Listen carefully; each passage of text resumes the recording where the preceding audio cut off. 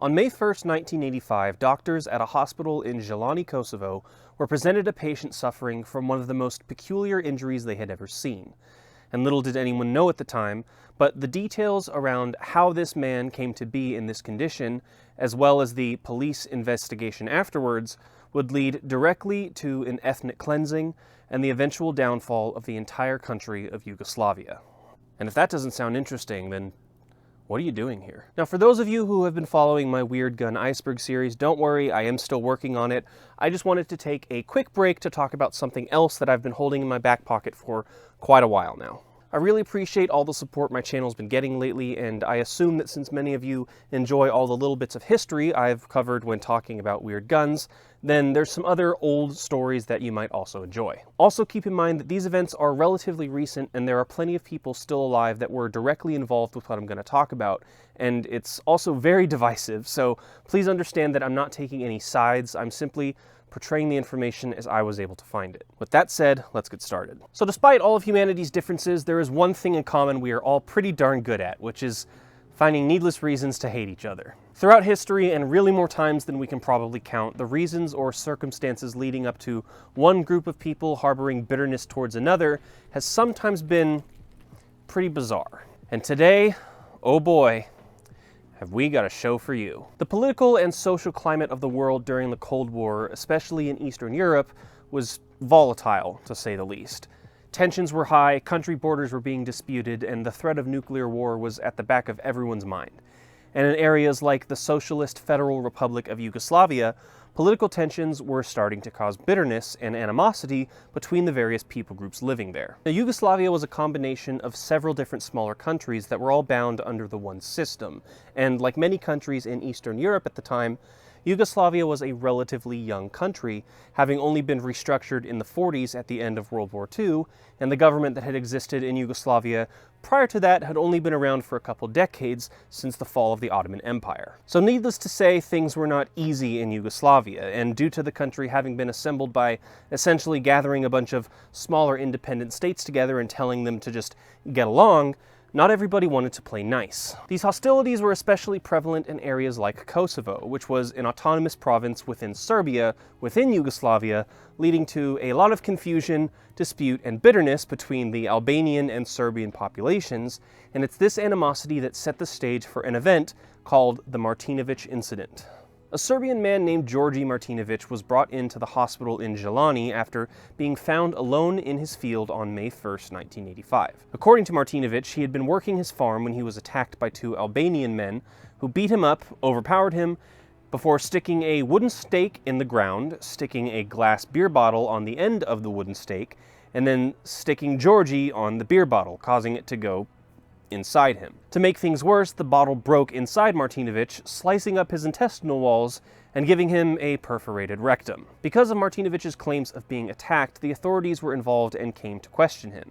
And here's where the situation started to get really complicated. As various medical professionals and law enforcement officials investigated Martinović's situation, a lot of them were coming up with different conclusions. When Martinović was initially questioned, the investigator came back with a written conclusion on the situation, stating that the wound Martinović suffered was self-inflicted, when an attempt at self-pleasure went very wrong. However, when Martinović was transferred to the Military Medical Academy for further treatment, the medical team there concluded that there was no physical way Martinović could have done this to himself. By their professional opinion, the strong, brutal, and sudden insertion could have only been carried out by at least two other people. To further back this up, Martinović began denying his initial admission that he had injured himself, and had only confessed it after 3 hours of interrogation and threatening by the investigator, who also happened to be a colonel of the Yugoslavian People's Army.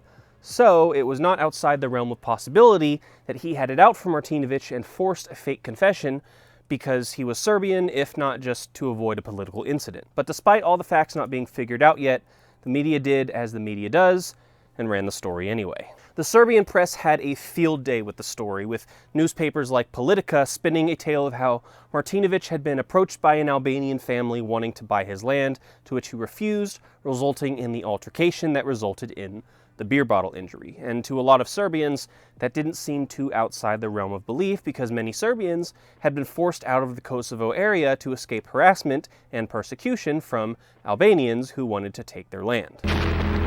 Martinovic's story led to a huge wave of anti-Albanian sentiment, with the vast majority of Serbians in Yugoslavia taking on strong ethno-nationalist attitudes. Martinovic's family even got in on the outrage, with his son making statements to the press that Albanians didn't care who their victims were as long as they were a Serb. This sudden surge in Serbian pride was a new thing, since ethnocentricity in Yugoslavia had been considered a sort of faux pas for many years, with the government and most media outlets trying to shy away from giving those sorts of sentiments a platform. But with this new and sudden growth of pro-Serbian and anti-Albanian outcry, the integrity of Yugoslavia itself began to crumble. Some Serbian outlets also began to relate this event with the treatment that Serbians suffered under the reign of the Ottoman Turks only a generation earlier. The Ottomans were known to use impalement as one of their preferred methods of torture and execution, so it's easy to see how some people were able to draw similarities. This caused a lot of Serbians to take the hate and bitterness that they had held against the Turks for decades and pass it on to their new perceived enemy, the Albanians. Since their time under the Ottoman Empire, many Serbians came to view impalement as a symbol of suffering, so much to the point that it was a motif in a lot of Serbian literature, art, and music to signify their hardship, and it was because of this that Georgi became a sort of martyr and icon for Serbian oppression.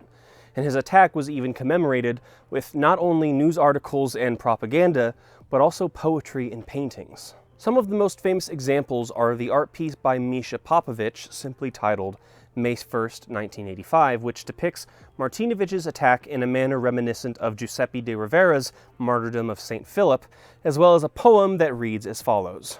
With a broken bottle on a stake, as though through a lamb but alive, they went through Georgi Martinović, as if with their first and heavy steps into their future field they tread. When out of the opium and pain Georgi Martinović came round, as if from the long past Turkish times, he woke up on a stake. It probably sounds better in Serbian.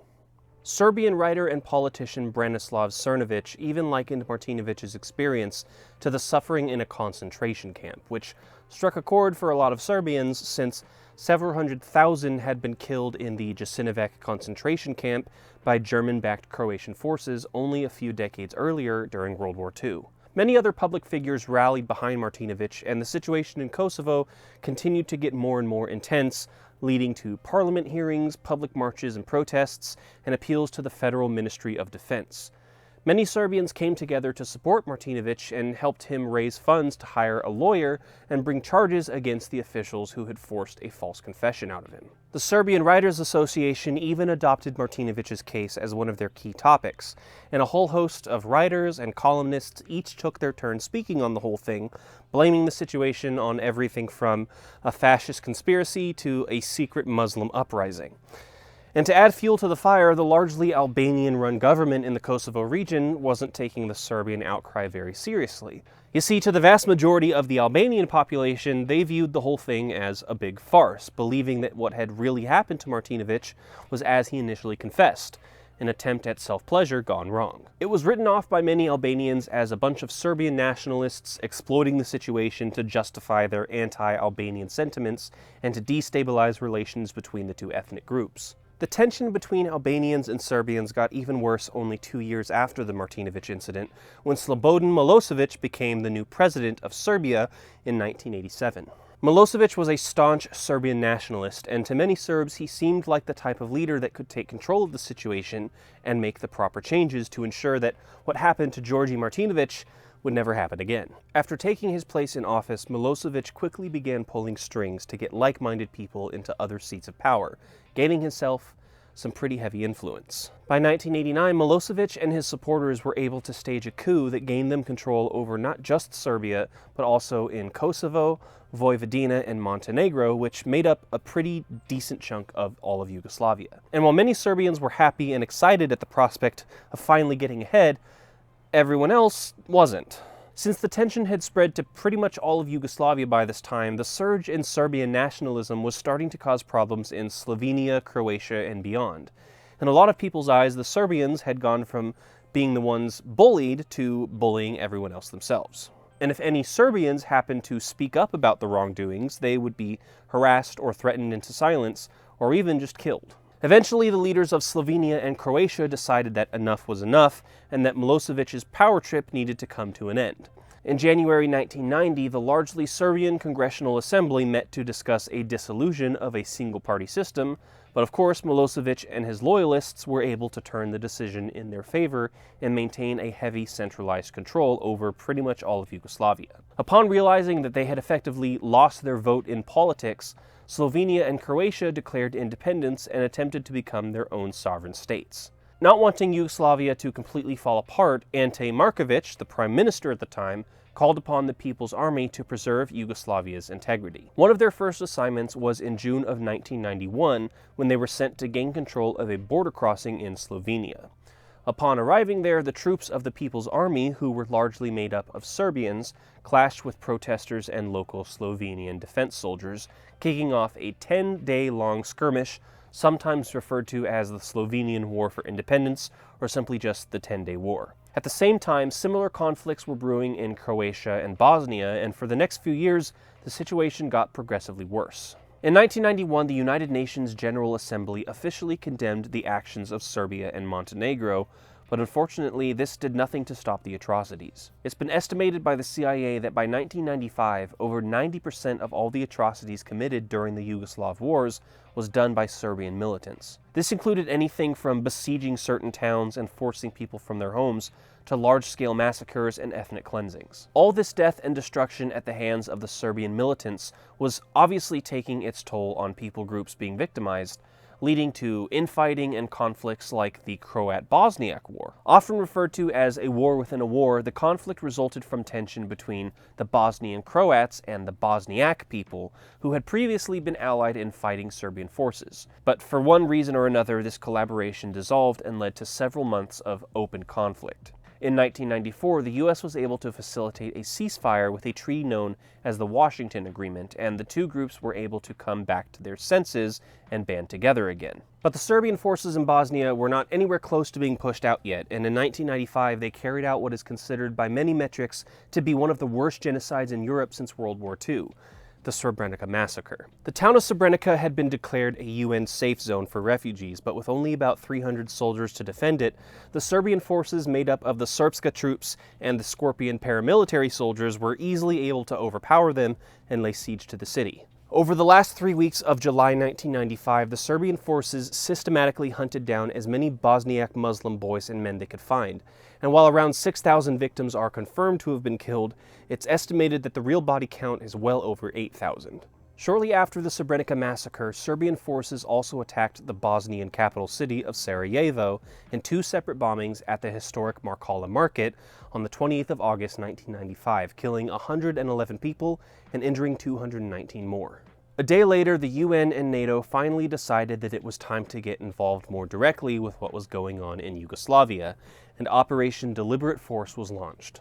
Headed up by U.S. Navy Admiral Leighton Smith, the goal of the campaign was to weaken the military power of the Srpska army, as both the Srebrenica massacre and the Markala market bombings were direct attacks on civilian populations, and the perpetrators needed to be stopped. Starting on August 30th of 1995, around 400 aircraft were sent on air raids throughout Bosnia, dropping over 1,000 bombs on various VRS targets. Operation Deliberate Force was obviously a joint effort campaign and was composed of forces from several different countries, including Italy, France, the US, and Germany, marking the Luftwaffe's first time seeing action since 1945. Wait, is it Luftwaffe or Luftwaffe? I don't know. Let me ask my Austrian cousin. Hold on.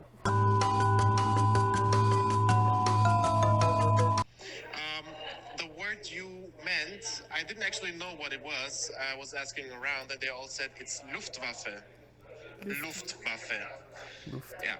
So that's the airplane. How'd you guys go around that topic? What about that?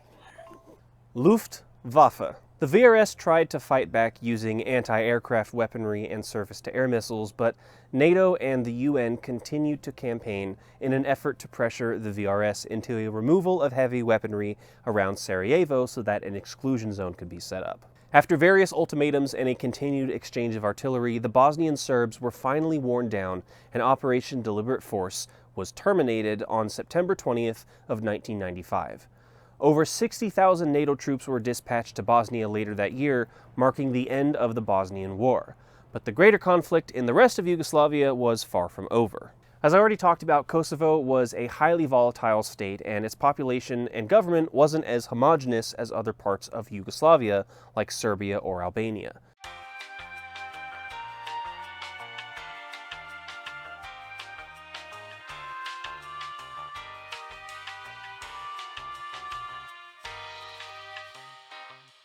This led to a lot of infighting between the various people groups living there, and remember that it was this very tension that eventually led to conflicts all throughout Yugoslavia. And similar to the forces that assembled against Serbian troops in other areas, the Kosovo Liberation Army, or KLA, formed in 1993 to protect Albanians from Serbian threats. They took this a little too far, however, because they started targeting police stations and government buildings in an attempt to incite further violence and retaliation from the Serbians, so that NATO would eventually get involved like they had previously, which they did, but not in favor of the KLA since they were now the main instigators. Somehow NATO was able to facilitate a ceasefire between the KLA and the JNA, or the Yugoslavian People's Army, but this truce was very short-lived, and both sides resumed fighting only 2 months later.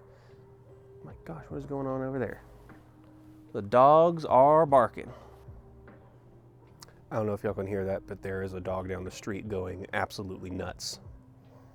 This is what happens when you try to film outside in the middle of the day. Great, now the dog next door is getting in on it. Excuse me, ma'am, do you think you could keep it down? I'm trying to film my video.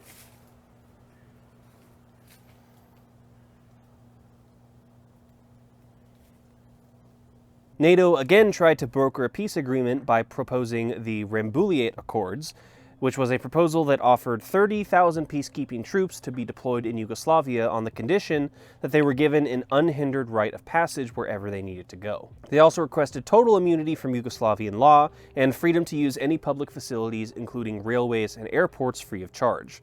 This was obviously refused, so NATO decided to force compliance with Operation Noble Force, which largely consisted of a series of bombings and missile strikes from March to June of 1999. Hey everyone. Editing Brandybuck here.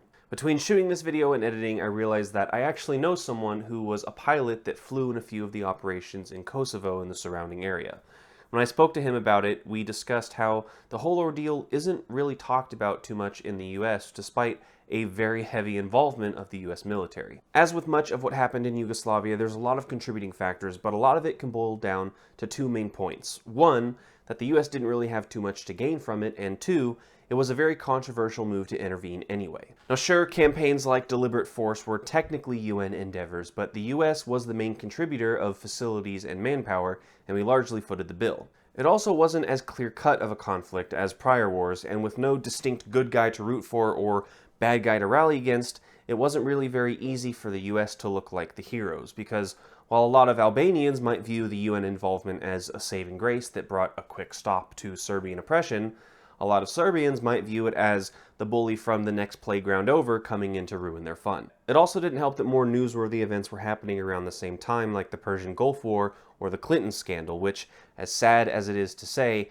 were a lot more interesting and entertaining to American audiences. It's also up for debate whether or not the US involvement actually helped the situation, and since there was no direct national interest and a potential violation of international laws, it's not the best look for the US government, so they kind of just ignore it. When the 9/11 attacks happened shortly after things wrapped up in Yugoslavia, the whole thing was just swept under the rug and overshadowed by something that Americans were much more directly impacted by, had a much more clearer villain to be mad at, and it allowed the US military to much more easily be painted as the good guys who were going to go slam dunk on the terrorists. When Serbian and Montenegrin forces finally caved, NATO facilitated a ceasefire called the Kumanovo Agreement and introduced a new peacekeeping force known as the International Security Force, effectively bringing an end to the Kosovo War. The International Security Force, or KFOR, was officially founded on June 11, 1999, and it's actually still active today. It operates as a NATO-led international peacekeeping force in Kosovo with plans to gradually reduce its presence until Kosovo's Internal Security Force,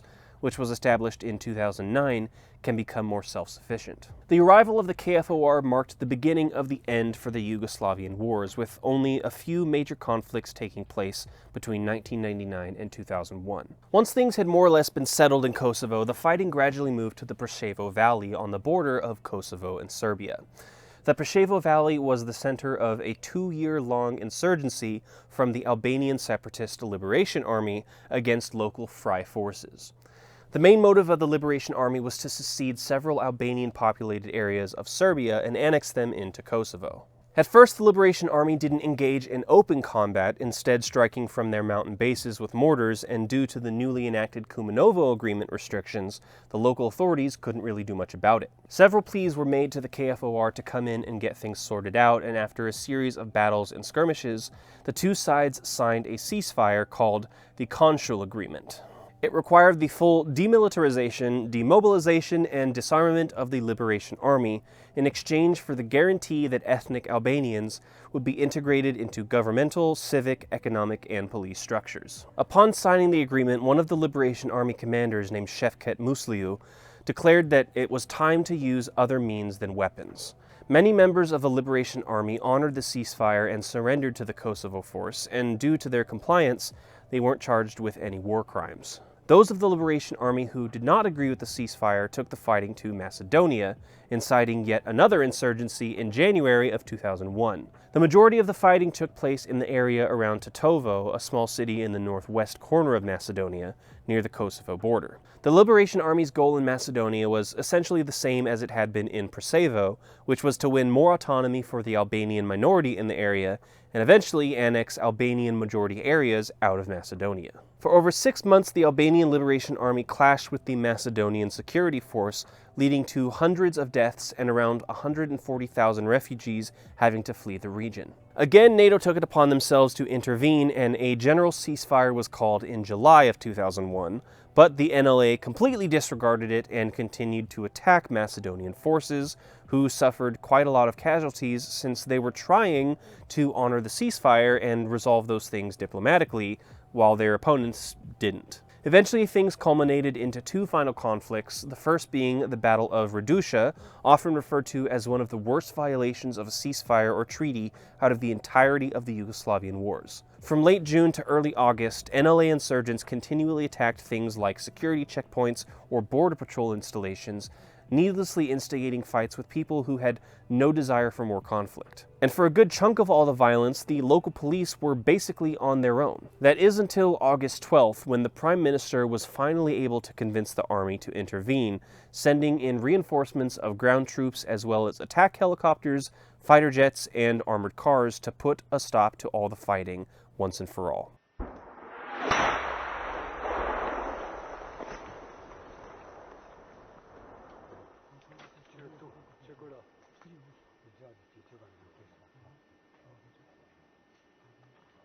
Around the same time this was all going on in Raduša, a military convoy was hit by a mine near the Macedonian capital of Skopje. The police received intel that the mines were laid by an NLA cell in the nearby village of Lubotin, and upon arriving there to investigate, the patrol was hit by a storm of machine gun fire and mortar rounds. After retreating and calling in reinforcements, the police were aided by a mortar strike of their own, as well as 2 attack helicopters.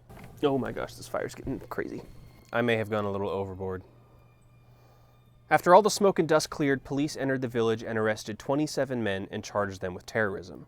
Reports would later come out that the men who ended up being detained were subjected to absolutely brutal treatment while in police custody, with at least one of them being hospitalized because of how badly he was beaten. Because of the heavy force of the insurgents and the excessive response by the police, the whole ordeal in Lubotin is often labeled as one of the most controversial parts of the entire civil war, and 4 separate cases have been opened by military tribunals to investigate if war crimes had been committed. Hey guys.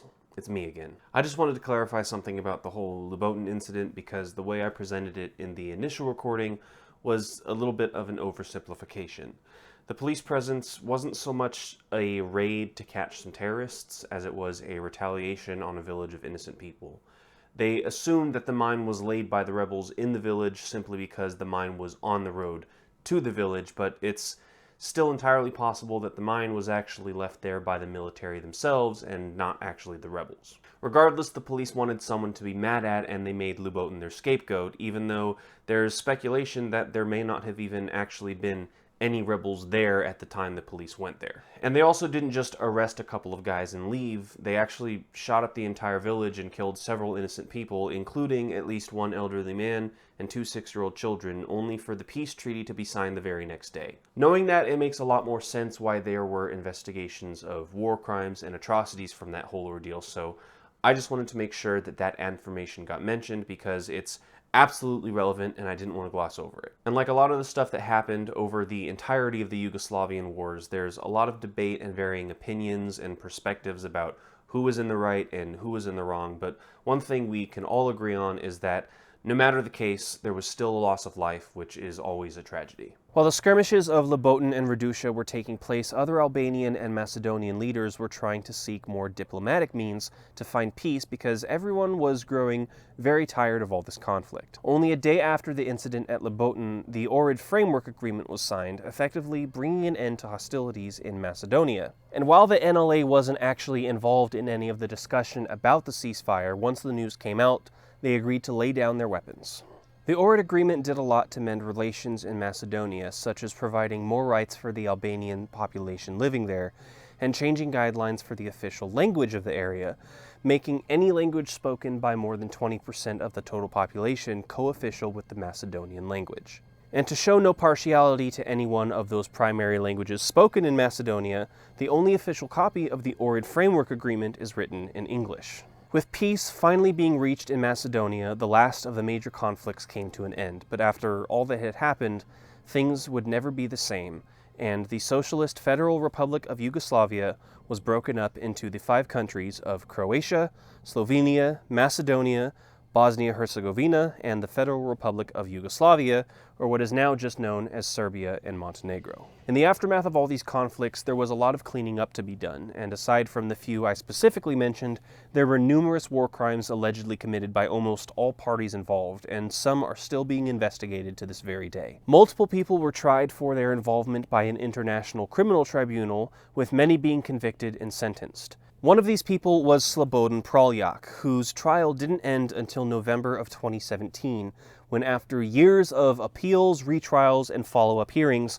Praljak was sentenced to 20 years of prison for his crimes. And although the sentence would credit the 13 years he had already spent in custody as part of his time served, it wasn't enough for him, and at the end of his trial, Praljak stood up and shouted that he was not a war criminal and that he rejected the verdict before drinking a vial of cyanide poison and dying shortly after. The reason I mentioned Praljak specifically is because his trial and therefore his drinking of the no-no juice was recorded on video and has become an infamous clip that has circulated the internet since. Regardless, the death and destruction that came from the Yugoslavian wars is terrible no matter how you look at it, and in a lot of ways the effects are still felt today, not only by people still living there, but by much of Europe and other parts of the world as well. You see, because of all the violence, thousands, if not millions of people were displaced from their homes, and plenty more of these insurgents and rebel groups were moving all throughout both Yugoslavia and to other countries. And while a lot of these people couldn't bring a lot of their possessions or wealth with them, one of the things they could carry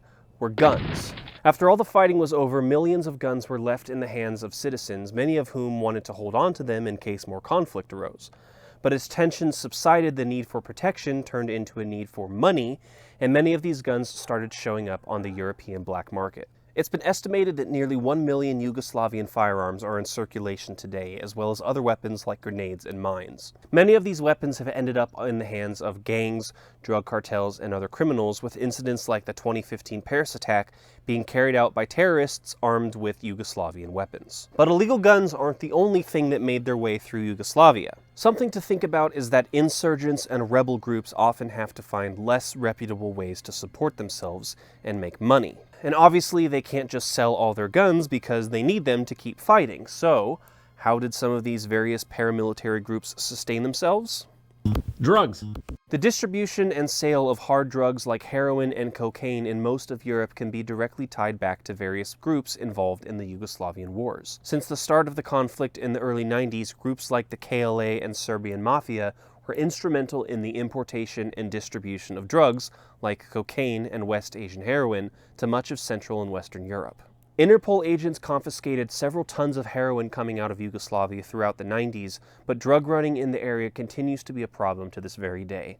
The illegal drug trade has led to more problems like bank robberies and racketeering schemes, and at one point in time the drug trade was so powerful that one could find heroin openly for sale at public markets in places like Switzerland. Thousands of people have been arrested for drug smuggling over the years, but even today, several Albanian and Bosnian gangs continue to have a strong influence on the international drug trade. Hello, it's me again, last time. It's come to my attention that the Yugoslavian wars and their aftermath has actually been the basis for several different characters and scenarios from entertainment media. For example, the human trafficking ring that kidnaps Liam Neeson's daughter in the Taken movies is a group of Albanian gangsters, and the enemies in the opening scene of The Pacifier are a group of Serbian rebels. The Echo Scorpion kill squad that Helmut Zemo is a part of in the MCU was also heavily based on the Scorpion paramilitary force that I mentioned earlier, and in universe, Sokovia itself is situated just north of Slovenia and uses the Serbian Cyrillic alphabet. And while it's also never explicitly mentioned, it's heavily implied that Niko Bellic, the protagonist of Grand Theft Auto 4, is a survivor of the Yugoslavian wars, which Rockstar has confirmed was the inspiration behind the character. I just find it kind of interesting how everything that went down in Yugoslavia has been an obvious inspiration for movies and games and so on, and yet it still seems like outside of entertainment, it's very rarely talked about.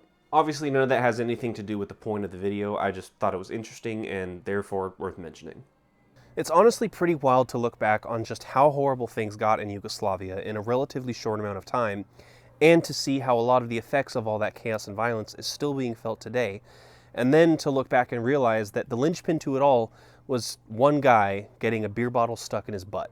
Obviously, there is a lot more that contributed to the tension between all the different people groups in Yugoslavia, but in a lot of ways, the Martinović incident was the culmination of all of that tension and ended up being the thing that set off everything that came afterwards. There's so much more to all of the violence and destruction and atrocities that happened during the Yugoslavian wars, and aside from it being very complex and controversial, a lot of it is really horrifying and not really something I'd want to get into detail about, and probably wouldn't even be allowed to talk about on YouTube anyway. When I first found out about the Martinović incident and started working on this video, I had planned to just talk about that event and the immediate aftermath because, honestly, it was kind of funny by itself, but as I dug deeper into what led up to it, and especially what happened afterwards, I realized that more than anything, the whole situation was really quite tragic. At this point, whether Martinović was actually assaulted or if he did the injury to himself doesn't really even matter.